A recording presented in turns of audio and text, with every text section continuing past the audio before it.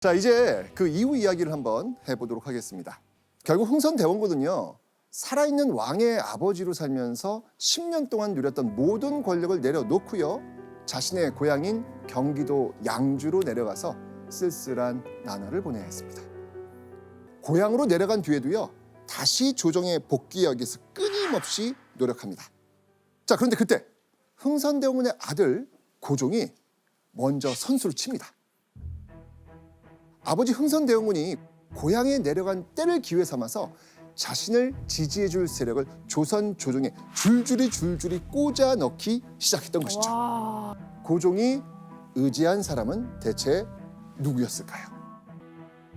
바로 고종의 아내이자 흥선대원군에게는 며느리였던 명성황후였습니다. 그리고 명성황후와 가까운 여흥 민씨 세력이었죠. 병조 판사, 예조 참판, 한성부의 행정 업무를 담당하는 판윤, 승정원, 도승지까지, 그러니까 요즘으로 치면 국방부 장관, 서울시장, 대통령 비서실장 같은 조정의 고위직을 대부분 명성황후와 가까운 그 여흥 민씨들이 장악을 했던 것입니다. 여흥 민씨들이 집권 세력이 된 겁니다. 그러니까 이런 세력들을 자기 옆에 둠으로써 한편으로는 이제부터는 정말 내가 직접 정치를 하겠다라고 하는 그런 신호를 보여준 거기도 하고, 한편으로는 흥선대원군한테는 아버지는 이제 정치에 간섭할 생각은 하지도 마세요라고 강력한 경고를 보내는 거죠. 자, 그리고요, 아버지 흥선대원군의 통상수교 거부 정책을 반대하는 신하들, 또 개화 정책에 깨어있는 젊은 정치인들을 조선 조정에 채워 넣은 겁니다. 자, 반면 흥선대원군을 지지했던 세력은 눈에 띄게 줄어들 수밖에 없겠죠. 그렇게 흥선대원군과 고종 부자는 점점 더 반대의 길로 걸어가고 있었죠. 그러던 1874년 11월 28일 도성을 발칵 뒤흔드는 끔찍한 사건이 일어납니다.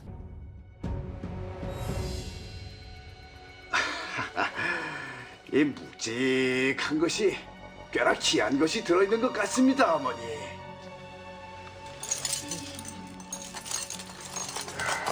밤중에 그걸 왜 부득부득 여시려고 합니까? 됐다!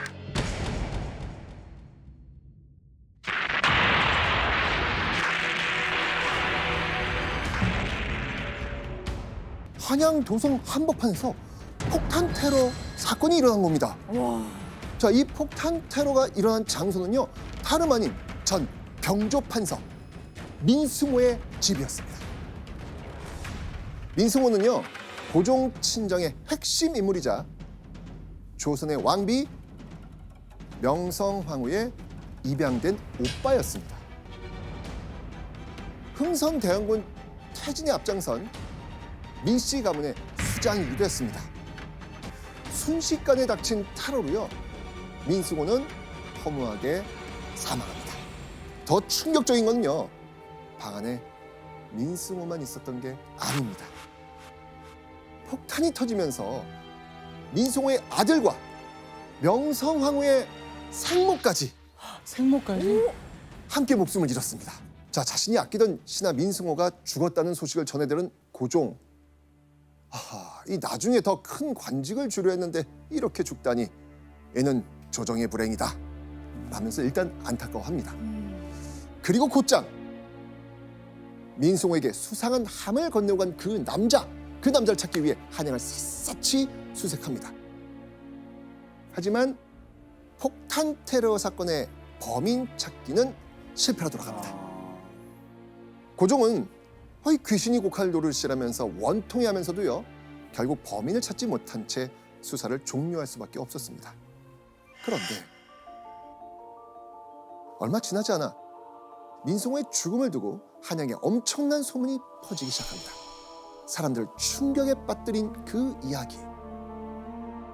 민승호를 죽인 사람이 바로 흥선대원군이라는 겁니다. 사람들이 흥선대원군을 의심한 이유가 있습니다. 민승호가 폭탄이 터지며 쓰러진 그때 목소리도 나오지 않는 그 상황에서 손가락으로 쓱 가리킨 곳이 있었습니다. 바로 흥선대원군이 고향에 내려가기 전 머물던 집 운현궁이었습니다. 폭탄 테러 사건이 일어났을 때 흥선대원군은요 자신의 고향인 양주에서 지내고 있었거든요. 서울이 아니고요. 진짜 흥선대원군이 배우라고 해도 누구에게 사주를 했는지 또 폭탄을 어디서 구한 건지 그걸 알 수 있을까요? 모르죠. 알 수가 없죠. 그렇죠. 이 증인이라든지 증거를 찾는다는 건요 쉬운 일이 아니었습니다. 고종 역시 아버지 흥선대원군 의심은 했지만 이거 명확한 물증이 없는 상태에서 아버지를 범인으로 지목할 수는 없었겠죠. 네. 그런데 민승호가 폭탄 테러 사건으로 사망하고 얼마 지나지 않은 1875년 6월 조선 조정의 신하들이 들고 일어나는 사건이 발생합니다. 자, 대체 무슨 일이 일어난 걸까요? 다시 흥선대원군 데리고 오라고 일어난 것 같은데요. 오, 맞습니다. 고종에게 흥선대원군을 복귀시켜 주십시오 라는 상소를 올렸거든요. 아버지가 고향에 내려가 있는데 왜 한양에 다시 불러올 생각을 안 하냐? 왕인 아들이 효를 다하지 않는다면서 고종을 압박을 한 겁니다. 조선시대에 아버지가 되게 나이가 들었는데 안 모시고 사는 것 자체가 불효입니다. 그러니까 흥선대원군이 지방에 있으면 고종은 계속 공격을 받을 수밖에 없어요. 너 왜 효를 행하지 않느냐라고. 자, 그런데 여기서 우리가 놓치지 말아야 될 부분이 있어요. 자, 여러분들 이런 상소가 그냥 올라올까요? 정치 구단 흥선대원군이 뒤에서 다 이거 한짠 겁니다. 자, 그렇다면 아버지 흥선대원군을 복귀시키라는 그 상소를 본 아들 고종의 반응은 어땠을까요? 이는 남의 고륙지간을 이간질하려는 것으로 안팎을 선동하고 인심을 현혹시키는 자다. 그러니까 나와 아버지 사이를 이간질하려는 이들이 하는 짓이다. 이 말은 나는 아버지 흥선대원군을 다시 조정에 복귀시킬 생각이 없다. 그러니까 신하들 앞에서 다시 한번 강력하게 선언한 것과 다름이 없습니다. 자, 하지만 고종의 강력한 경고에도 불구하고요. 흥선대원군을 복귀시켜달라는 상소는 끊이지 않고 올라옵니다. 계속 올라옵니다. 그러니까 대표적인 사람 하나를 어떻게 뭔가 해야죠. 본보기로. 그 전에도 우리가 여행 떠날 때도 항상 그랬잖아요. 네. 선조도 그랬고 그러면 그 뒤로 안 올라오지. 네, 고종은요 상소를 올린 이들을 하옥하고 차명에 처하라는 명령을 내립니다.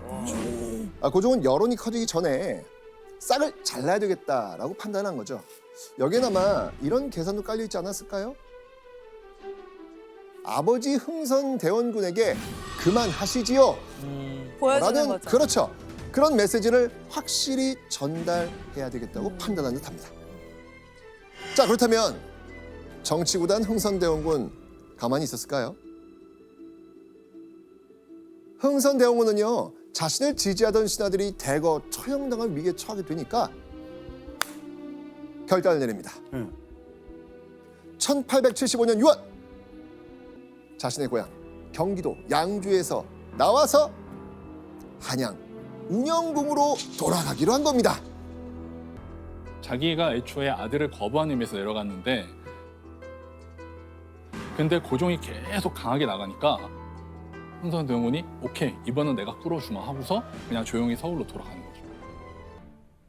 내가 스스로 돌아갈 테니까 내 측근들 건드리지 마라 라고 하는 흥선대원군의 의도였던 겁니다. 흥선대원군이 다시 운영국으로 돌아왔다? 사실 이건요 아들 고종과의 본격적인 대립을 암시하는 일이기도 했습니다. 그렇죠. 고종은 이 무렵부터 보란듯이 아버지 흥선대원군이 펼쳤던 정책과는 정반대의 정책에 박차를 가하기 시작합니다. 바로 개화 정책. 네. 그리고 개화 정책을 추진하기 위한 새로운 기구도 설치하죠. 바로 이겁니다. 통리기무 아문. 자, 이 통리기무 아문은요 외국과 교섭 통상을 위한 일도 하고요 국가 관련 기밀과 일반 정치까지 총괄하기 위해 세운 고종의 야심작이었습니다. 또 이때 고종은요 신식군대, 신식군대인 별기군, 별기군. 네 별기군도 창설합니다. 네. 별기군은요 근대식 군사훈련을 받았고요. 또 소총 같은 신식 무기까지 받았습니다. 자, 이렇게 개혁 정책을 펼치는 고종의 행보를 흥선대원군 역시 예의주시하고 있었죠. 자, 그런데 고종이 이 개화 정책에 박차를 가할 때쯤 고종의 야심찬 계획이 한순간에 꺾일 만한 사건이 벌어집니다. 항상 조선에서는 이런 일이 자주 벌어지죠. 뭔가 하려고 했는데 빵! 하려고 했는데 바로 고종을 왕위에서 끌어내리려는 영모 사건이 일어난 겁니다. 오. 누군가 군대를 모아서 쿠데타를 일으키고 고종이 있는 곳으로 쳐들어가 고종을 왕위에서 끌어내리려고 한 겁니다. 자칫하면 조선의 왕 고종이 목숨을 잃을 수도 있는 엄청난 사건이었죠. 그런데 다행히도 궁궐에 군대가 쳐들어오기 전에 그 사실이 발각되고 맙니다. 영모를 일으킨 이들은 모조리 체포되어 가지고요 조사받습니다. 자, 그렇다면 고종을 왕위에서 끌어내리기 위해 영모를 일으킨 사람은 과연 누구일지, 자, 범인 정치 한번 보겠습니다. 이재선은요 군대를 모아가지고 무력으로 고종을 왕위에서 끌어내리고 스스로 왕이 되려 했습니다. 자, 그런데 영모를 일으킨 주범 이재선은 대체 어떤 사람일까요? 충격적이게도 이재선은 고종의 배다른 형이었습니다. 배다른 형 네, 아들이잖아요. 맞습니다. 이재선은 바로 흥선대원군의 서자였던 겁니다. 아, 그래서 영모를 일으키려고. 네, 여기서 추측해 볼 수 있는 사실이 있겠죠? 네. 그런데 이재선이라는 사람이 어떤 인물인지 그 실체를 알게 되면요, 흥선대원군이 영모 사건의 배후에 있다는 의심은 더욱 깊어질 수밖에 없었습니다. 당시 유명한 선비였던 황현은요, 매천야록에 이재선에 대해 이렇게 기록했습니다. 이재선은 콩과 보리도 분간하지 못하였으므로 아, 그를 알아보는 사람이 없었다. 콩과 보리도 구분하지 못할 만큼 그렇게 어리버리한 사람이 조선의 왕이라는. 그러니까요. 오. 그냥 허수아비로 세우는 거. 정황상 흥선대원군이 의심의 눈초리를 피하긴 어려운 상황이었습니다. 네. 교수님, 그러면 흥선대원군이 아들 고종을 노린 건가요? 흥선대원군이 직접 이 이재선 영모 사건을 주도했던 것 같지는 않습니다. 왜냐하면 만약에 흥선대원군 같은 정치 구단이 직접 주도했다면 저렇게 허망하게 실패하지는 않았을 거예요. 하지만 이때 이재선 영모 사건에 참여했던 사람들 대부분은 다 흥선대원군의 부하들이었습니다. 그러니까 쿠데타를 기획을 하고 그리고 군대를 모으는 모든 과정에서 흥선대원군이 최소한 묵인이라도 하지 않았다면 이렇게 일이 진행되지 않았을 거는 분명합니다. 흥선대원군은요, 아들 고종이 더 이상 자신의 뜻대로 움직여주지 않으니까 아들 고종을 죽여서라도 다시 권력을 얻고자 한 겁니다. 권력의 무서움. 진짜 무섭다. 이제는 아들의 자리를 빼앗아서라도 다시 조정에 복귀하겠다는 흥선대원군의 강력한 의지를 영모를 통해 실현하려고 했던 것이죠. 자, 그렇다면 자신을 왕위에서 끌어내리려는 사람이 배다른 형 이재선이다. 게다가 이재선 주변에는 흥선대원군의 최측근이 있다. 이 사실을 알게 된 고종. 설마 하면서도 아버지 흥선대원군에 대한 분노가 치밀지 않았을까요? 그리고 영모 사건 가담자들, 즉 이재선을 왕으로 안치려 했던 흥선대원군의 측근 세력은요, 고종에 의해서 능지처참당합니다. 와, 능지처참. 능지처참. 이재선 역시 제주도의 유배, 아, 이후 사사. 자, 그렇다면 영모의 주체로 의심되는 아버지 흥선대원군은 어떤 처벌을 받았을까요? 또 증거가 심증은 있지만 정확한 증거가 없어서 어떻게 할 수는 없는 맞아요. 예, 상황인 것 같아요. 명확한 증거가 없어서 무혐의. 그러니까요. 이게 왜냐면요, 잡혀온 이들 중에서 누구의 입에서도 흥선대원군의 이름이 나오지 않았거든요. 그래서 흥선대원군은 아무런 처벌도 받지 않은 채 넘어갔습니다. 하지만 흥선대원군과 고종, 그 부자 관계는 물과 기름처럼 이젠 절대 섞일 수 없는 앙숙 같은 관계가 되고 맙니다. 흥선대원군의 서자 이재선의 영모 사건이 일어나고 1년 뒤인 1882년. 자, 이 고종의 개혁 정치에 급브레이크를 거는 일이 터져버립니다. 무슨 일이 벌어졌죠? 군인들이 궁궐을 싹 장악해버린 겁니다. 1882년 이모년에 군인들이 일으킨 난, 이모 국난 때문이었습니다. 신식군대 별기군이 나타나면서 이제 구식군대가 차별을 받기 시작합니다. 이제 월급으로 쌀을 줬는데 거기에 막 조를 섞어 주기도 하면서 이제 구식군대들이 화가 나서 난을 일으킨 사건이 이모군란입니다. 맞습니다. 진짜. 자, 그런데 문제는 또 있었습니다. 이 구식 군인들뿐만 아니고요, 일반 백성들도 이 반란에 동참을 한 겁니다. 근데 일반 백성들은 왜 또 이 반란에 동참했을까요? 고종이 펼치고 있는 그 개화 정책 때문이었습니다. 고종이 체결했던 1876년 조일수 조규, 즉 강화도 조약 이후에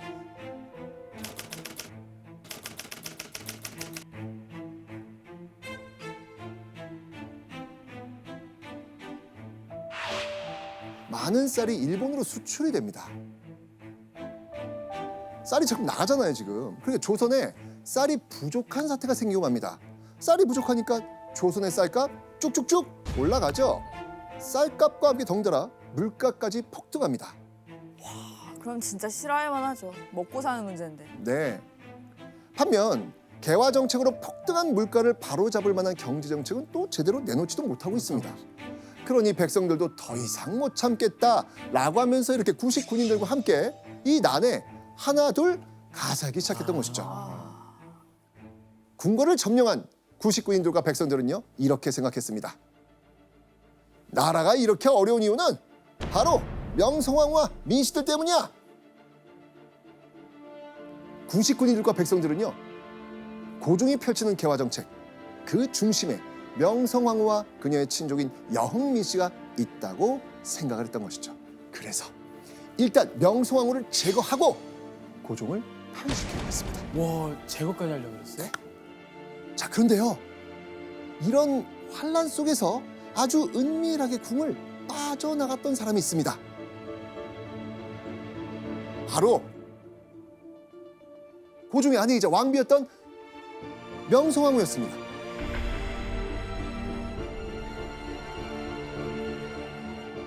자, 궁궐을 점령한 이 군인들과 백성들은요, 명성황후를 집요하게 찾습니다.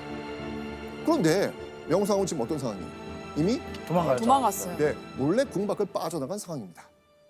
명성황후를 찾지 못하자 이 흥분한 구식 군인과 백성들은요, 고종에게 뜻밖의 요구를 합니다. 바로 흥선대원군을 조정에 다시 복귀시켜달라고 요구를 한 거예요. 와. 군인들에 의해 목숨을 잃을 수도 있는 절체절명의 지금 위기 상황이잖아요. 그래서 고종은 마지못해서 다시 아버지 흥선대원군을 불러온 겁니다. 이미 남보다 못한 원수 같은 사이가 된 아버지 흥선대원군을 궁으로 부른 고종의 심정은 어땠을까요? 굉장히 찝찝했을 겁니다. 찝찝해요. 네, 네. 하지만 고종은 자존심을 굽히고 이모군란 사태의 해결을 부탁하면서 아버지에게 전권을 넘겨줄 수밖에 없었습니다. 와. 결국 흥선대원군은요, 조선 조정에서 손을 떼고 물러난 지 9년 만에 이렇게 다시 위풍당당한 모습으로 조선 조정에 돌아오게 됐습니다. 예, 흥선대원군이 개화 정책에 반대하는 사람이었지 않습니까? 그러니까 흥선대원군이 권력을 잡으면은 다시 자기들이 살기 좋았던 옛날, 그러니까 개화 정책을 실시하기 그 이전으로 돌아갈 수 있을 것이라고 생각을 했던 거죠. 그리고 무엇보다도 이때 당시 고종의 입장을 생각해 보시면 이렇게 군인이나 백성들의 지지를 받고 있었던 흥선대원군에게 전권을 맡겨서 이제 백성들이나 군인들의 불만을 다독이지 않으면은 그 외에는 이제 정권을 유지할 수 있는 길이 없었던 거예요. 아들에게 전권을 물려받은 흥선대원군, 그토록 바라고 바라던 조정에 돌아온 상황이었습니다. 자, 흥선대원군은요, 반란을 일으킨 군인들과 백성들의 마음을 달래기 위해서 곧바로 칼을 빼어듭니다. 먼저 흥선대원군은요, 고종이 새롭게 신설한 신식군대 별기군을 폐지합니다. 자, 그리고 개화 정책의 핵심 기구 통리기맘은 폐지합니다. 그러니까 고종이 했던 개화 정책을 9년 만에 돌아온 흥선대원군이 싹 뒤집어버린 겁니다. 자, 그렇다면 난을 일으킨 군인들과 백성들이 발길을 돌렸을까요? 백성들은 좋아하지 않았을까? 과거로 돌아가고 싶어 했잖아요. 아니었습니다. 이들의 분노는요, 쉽게 사그라지지 않았습니다. 흥선대원군이 어르고 달래도 보통 돌아갈 생각을 안 하는 거예요. 그러면 왜요? 이걸 시작한 이유가 뭐? 그러니까 왜였을까요? 잘 들어보세요. 아까 제가 이야기했습니다. 아까 이들이 맨 처음에 일어났을 때 누구를 타겟으로 잡았어요? 아, 명성황후. 그렇지. 흥선대원군이 조정에 복귀하기 전에 반란을 일으킨 이 군인들이 이미 여러 명의 민씨 세력들을 죽인 상태입니다. 그러니까 명성황후를 그냥 살려두고서는 후한이 두려울 수밖에 없는 상황이잖아요. 그죠? 자, 하지만 명성황후 어디 있다? 궁 밖에 있다. 그렇죠. 이미 궁궐을 빠져나간 후고요. 행방불명이 된 상태였습니다. 바로 이때 정치구단 흥선대원군은요, 궁궐을 점령한 구식군인과 백성들을 해산시키기 위해서 아주 놀라운 방법을 생각해냅니다. 흥선대원군이 군인들을 달래기 위해 쓴 방법은 무엇이었을까요? 명성황후의 장례식을 네. 이제 하려고 한다. 정답! 오, 다행이다. 역시 하이에나입니다, 제가. 네. 행방불명된 명성황후의 국상을 선포하면서 장례식을 엽니다. 대박이다. 네. 맞네요. 야, 머리가 되게 좋은 사람이에요. 와. 사람을 없애버리네. 교수님, 흥선대원군이 이렇게 급하게 장례식을 치른 이유가 있죠? 네, 명성황후의 죽음을 기정사실로 만들어 버리려고 했던 거죠. 그냥 죽었다라고 선포하고 장례식을 치르고 분노하고 있는 군인들의 마음도 달래주고, 그러면서 자기 눈에 가시였던 며느리 그리고 며느리 집안, 영미지 세력도 다 몰아내면은 자연스럽게 자기가 권력을 차지하게 될 것이라고 하는 흥선대원군의 일석이조 전략이었습니다. 머리가 좋다, 진짜. 실제로 명성황후의 국상을 선포한 뒤 군인들은요, 자진해서 궁을 떠납니다. 와. 민씨 세력의 구심점 역할을 하는 명성황후 죽은 이상 민씨 친족들도 더 이상 권력을 장악하기 힘들 거라고 판단했기 때문이었겠죠.